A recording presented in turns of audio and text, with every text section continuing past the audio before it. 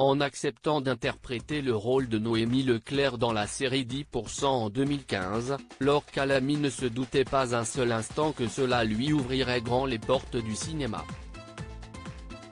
Non seulement le programme s'est révélé être un énorme succès dans l'Hexagone, mais il a été adapté dans plusieurs pays comme l'Inde, le Royaume-Uni, la Chine, le Canada et s'apprête à faire le tour du monde en quelques mois avec une arrivée en Malaisie, en Corée, en Allemagne ou encore en Grèce.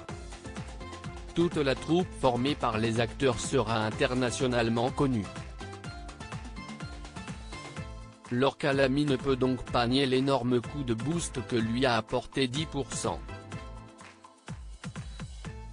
Et la belle amitié qu'elle a tissée avec Nicolas Maury, interprète du personnage d'Hervé André Djezac. Invité sur le plateau de C'est à vous pour promouvoir la sortie prochaine d'À plein temps d'Éric Gravel, qui lui vaudra peut-être un autre César de la meilleure actrice, Laure Calamy a évoqué les rencontres faites sur le tournage de 10% et avoué qu'il y avait eu un truc particulier avec Nicolas comme une évidence. Au départ, on avait beaucoup de scènes tous les deux, et comme on avait aussi beaucoup de scènes où d'un coup il fallait juste qu'on soit là, dans le fond, on n'avait pas grand chose à jouer à plein de moments. Ça a créé une espèce de chose, on s'est retrouvés, on a inventé des jeux ensemble, on est parti dans le même imaginaire, dans des délires. Et ces délires ont pu agacer les autres acteurs, on était un peu comme des perruches, un peu fatigantes pour les autres je pense. Tout en cri, voilà. Elle qui avouait être amoureuse de Nicolas Maury est en réalité très heureuse dans les bras d'un autre homme.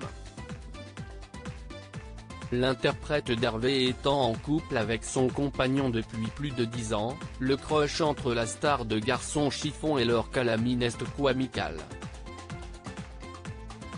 À 46 ans, l'actrice n'est de toute façon pas un cœur à prendre.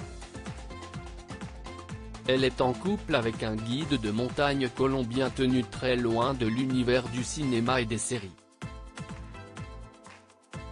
Elle affirmait même en 2018 le rejoindre dès qu'elle le pouvait dans une maison sans eau ni électricité dans les Basses-Cévennes.